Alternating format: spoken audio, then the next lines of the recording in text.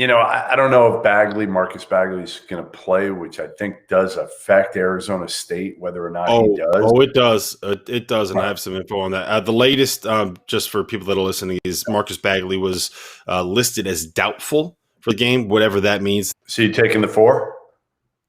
If you're San Diego State? As soon as the line came out at 4, I grabbed it, and this is why.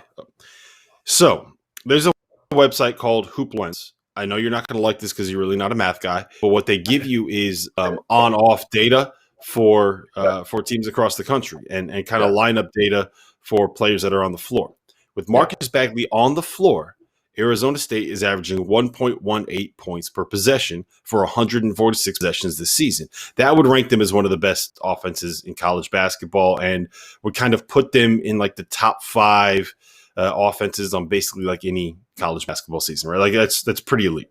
Without him, they're averaging 0.87 points per possession for 82 possessions. That sounds like a big disparity. I don't know. Mm-hmm. I mean, math, do I have a calculator? Maybe I can get out my calculator and try to figure out what the difference is between 1.1, whatever it was, and 0.87.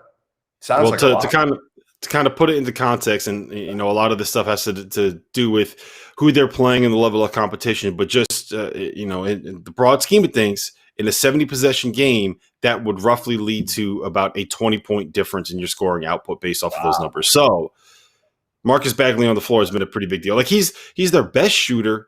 He's a 6'8", 215-pound wing on a team that has a lot of little guards.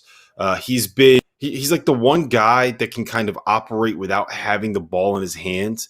Like Josh Christopher kind of needs the rock to make something happen, right? Like Remy Martin, you need the ball in his hands. Alonzo Verge, you need the ball in his hands. Marcus Bagley, to me, is the guy that can kind of like space the floor and really impact the game without having to pound that thing till the ball is flat.